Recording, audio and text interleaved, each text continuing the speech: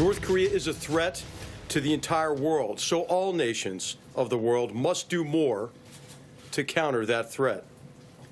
That is happening, but the president recognizes that we're running out of time and will ask all nations to do more. We're out of time because approaches in the past have not delivered on halting and then reversing North Korea's very dangerous nuclear and missile programs.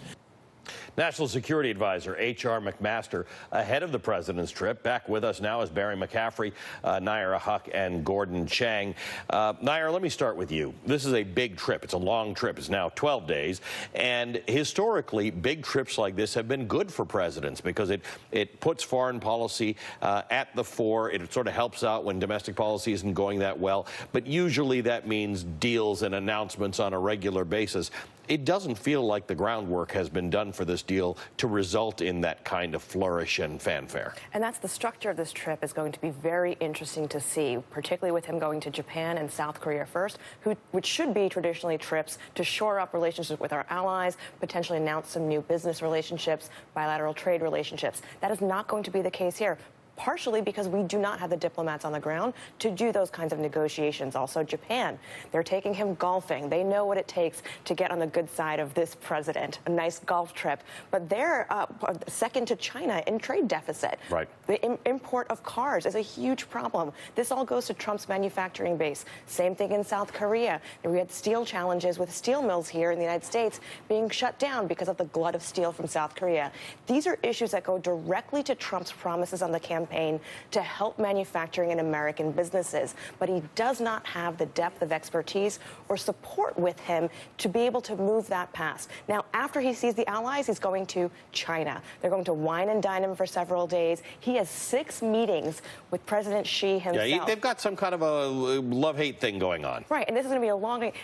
Potentially, China will walk away with 2 very important things because Trump will be so bedazzled by the pomp and circumstance, the same way he was in Saudi Arabia. Yeah. It's going to be a similar type of trip. They're going to walk away without having any responsibility for intellectual property theft. Notice there are no tech companies on the trip with Donald Trump to hold China accountable for that. And he may also walk away with promising China access to building high-speed rail in the United States. Again, these are all problems for American jobs, and Trump seems to be taking a much more conciliatory tone to China now at the risk of American jobs than what he said he would do on the campaign. I think they've got Qualcomm on the trip, but they want to sell their chips into everybody's phones. Gordon, this is a point you always make, that China often wins in its relationships and its trade deals with the United States. They've got a bunch of these CEOs going along on this trip, but the president does seem to get bedazzled by this sort of thing. And if there's anybody who can show him a good time, it's the Chinese.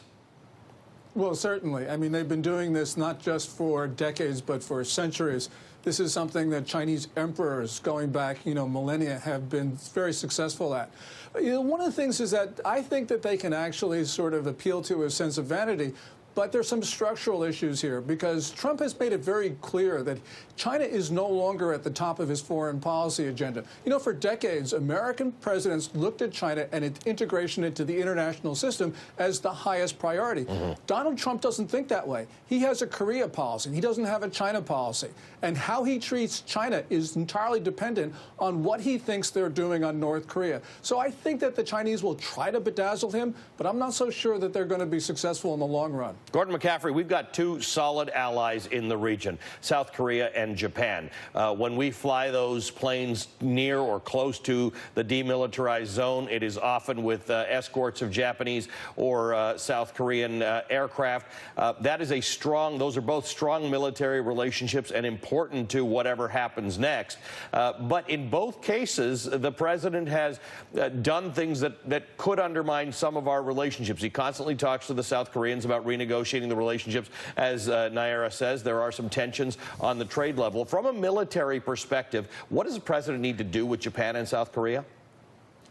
Well, I don't think he's going to find that either one of those nations, nor the Australians, are willing to publicly state that they're being headed in the direction of a binary decision, basically.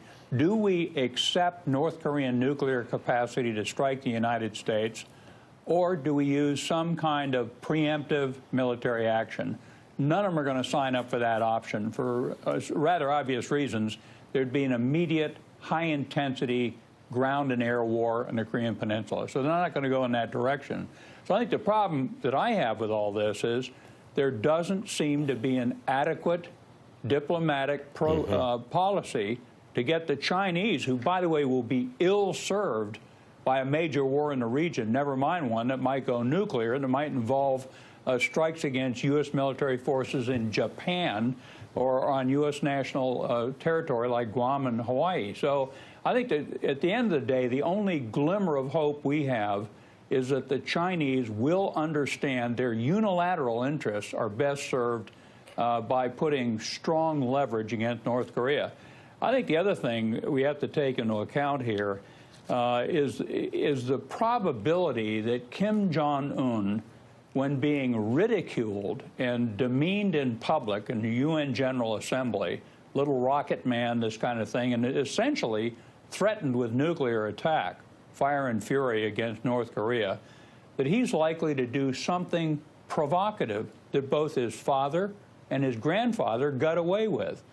I think if there's a major provocation in this region in the coming year, we're going to end up at war with North Korea. We're just keeping an eye on, as we see on the left of your screen, the president's boat has docked at the USS Arizona, and he is proceeding to the memorial for the USS Arizona right now. We're going to keep an eye on this. He'll be laying a wreath very, very shortly. Nayyera, you were nodding when the general was talking. Well, certainly the challenge with the China Vanity Project is China has been brilliant in making North Korea an issue for the United States and not accepting Chinese responsibility for what they are doing in the region.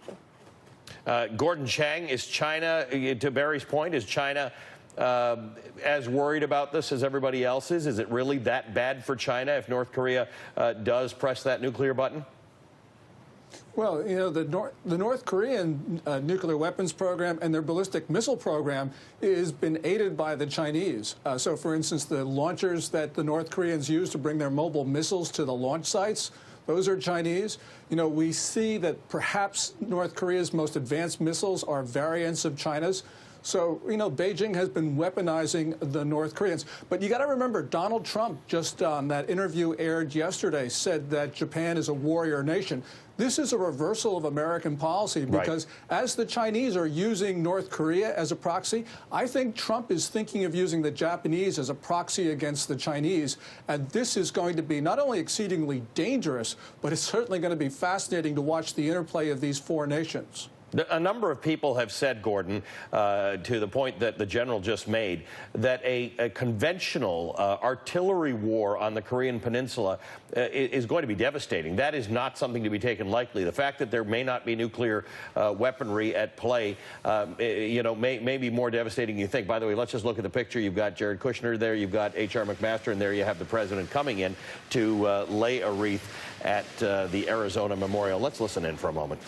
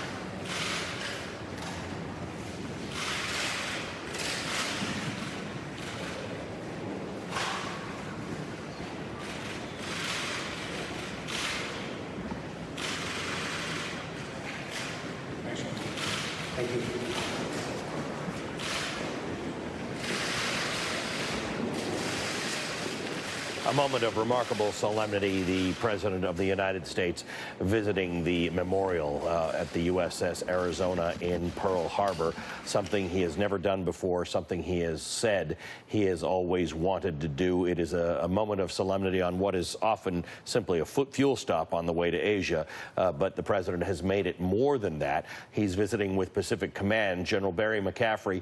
That is a moment in which the President may gain some understanding of the point you just made, the seriousness of any conflict on the Korean Peninsula, not just nuclear war with North Korea.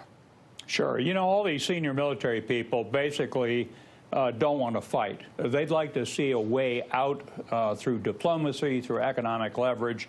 And certainly the Arizona Memorial, where essentially during that short Japanese attacks on Pearl Harbor and associated Army Air Corps and Army bases, we lost some 3,000 people. And as you go to the Arizona Memorial, which you've probably done yourself, you can still see the fuel oil leaking out from the entombed sailors. So it's a moment of special solemnity and a good lesson for all of us involved in national security. It is a remarkable lesson, and when one is steaming toward war, the memorials of war often serve us very well in reminding us that we must do everything we can to avoid it. Thank you, General Barry McCaffrey, Nayyera Huck, and Gordon Chang. Coming up, the President says he's disappointed in the Justice Department as he